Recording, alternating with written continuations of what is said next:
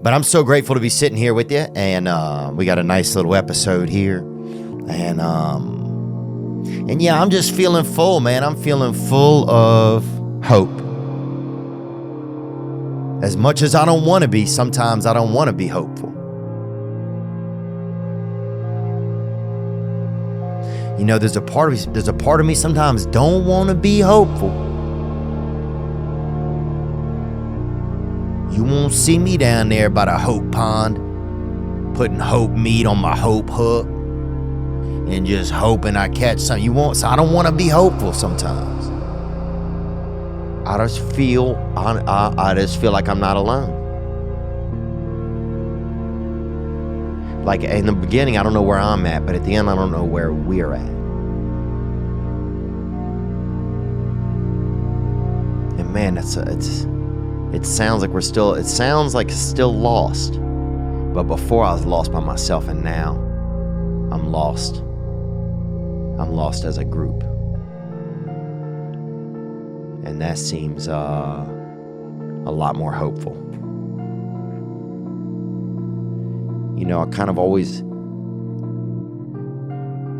then I realized that I really kind of judged my father. Like, I didn't realize, I always thought that one of the reasons we didn't know each other very well was because of the age gap. But I really started to think back more on it, and one of the reasons also we didn't know each other very well was because I really judged him.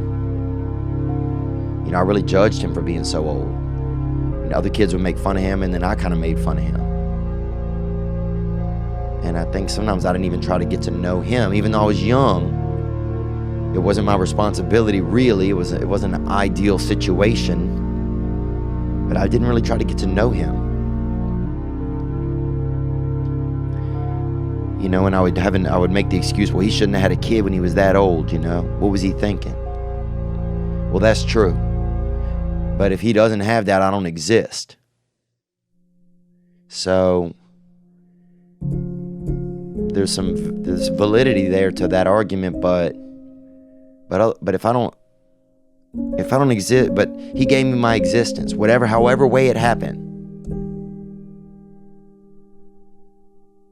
You know, he really gave me the most important gift, which is my experience of the world.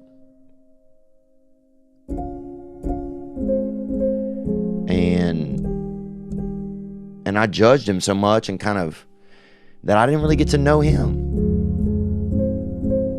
You know, there were times he probably thought sometimes, wow, maybe my son he's not interested, or I think maybe I was afraid to get to know him because I knew he was going to pass away.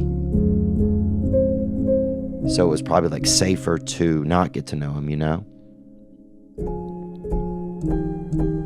But I remember I chose to joke around. I would always make, you know, because other people started making fun of my dad because he was just so old, man. You know, and so I would make fun of him, you know, sometimes. Because it's all I could do. It's the only thing I could do to kind of survive was to also make fun of him. But in doing that, I didn't really honor him. I didn't really honor my relationship with him that much. I didn't, you know. And I'm not really blaming myself. I'm not coming down hard on myself. I'm trying to get to a place where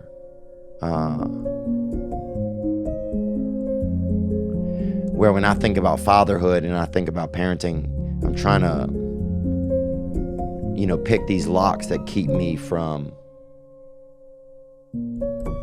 having a lot of emotions in those spaces.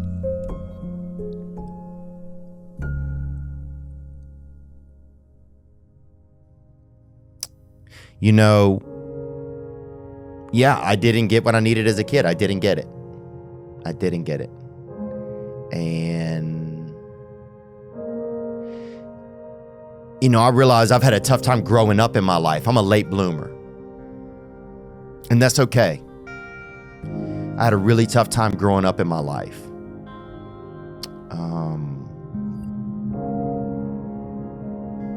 You know, and when I was a kid, you know, my dad wasn't around. And my dad was very old, and my mother worked, and my mother had sort of an emotional condition where she couldn't She didn't look at me a lot, and she didn't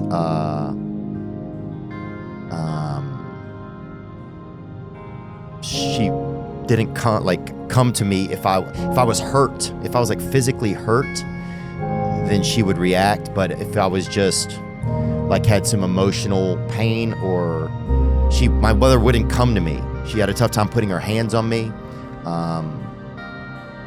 So that was just how things were, right? That's okay. I could have asked her probably more if she ever feels lonely. I probably could have got into it on some deeper levels with her to see what was going on there.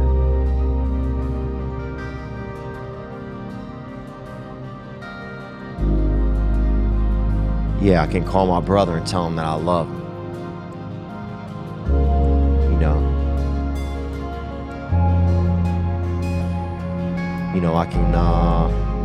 I can pray for my friends and family and other people that are out there that are struggling with addiction. I can call my mom and just try and be loving and not try and be argumentative, even if I want to be somewhere inside of me. Because she's lived a long life and she's not a perfect person, and neither am I. But I realized as an adult that I never wanted to grow up. I never wanted to grow up. I was a late bloomer and I didn't want to grow up, and I realized why.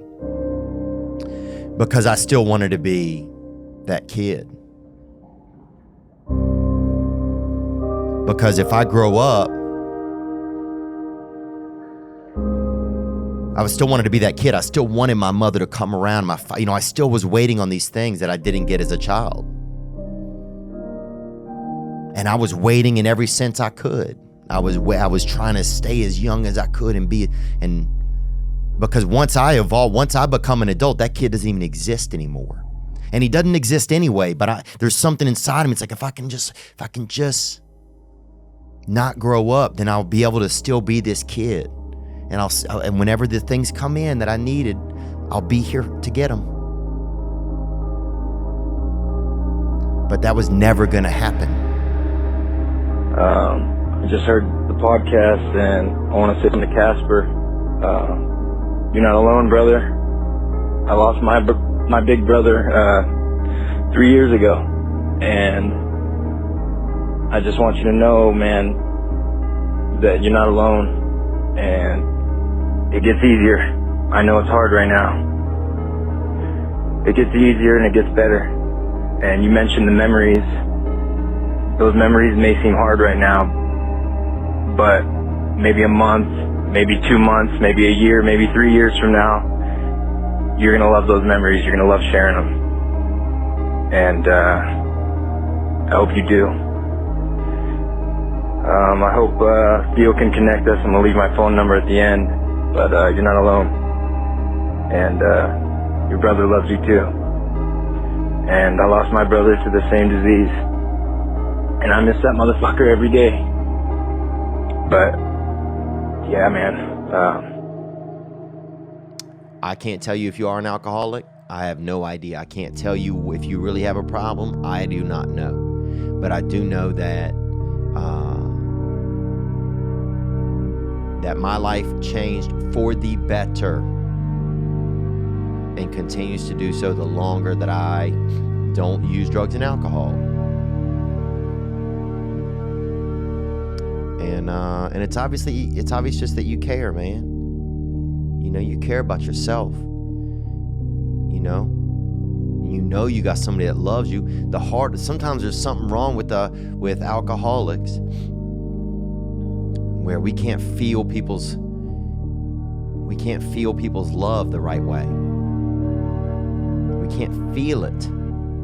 We can hear it and we can say, "Oh, I know you love me," but we can't feel it correctly. And so if we can't feel it correctly, we don't always behave like it exists. And that is one of the problems. I remember I would hear, people say, "Oh, I love you, I care about you." Yeah, thank you, I appreciate it, I care about you. But I couldn't really feel it because there was something wrong inside of me. And that continues to get better. That thing that was wrong continues to get better. And I can feel people's love for me, bro. And there has been no greater, I mean, it's like Star Wars, bro. You know, and that's what just made, there's something powerful in being there for each other. There's something powerful in sharing our stories. There's something powerful in not letting other people feel alone. And you called because you didn't want Casper to feel alone, man. I think that's really, really beautiful. And I don't know your brother. I don't know Casper's brother either. But I bet he's really proud of you today, man. I bet he's proud of you always. You know, that you care enough to call and say that sort of thing. That takes a man. And it's that time of year, you know, to really, you know, it's that damn time of year to kiss grandma. Kiss that bitch in the kitchen, you know, but yeah, I'm more willing, I feel like these days, to try and be hopeful. Just be hopeful. I didn't want to be hopeful because it's if I admit to the world that I'm willing to have hope,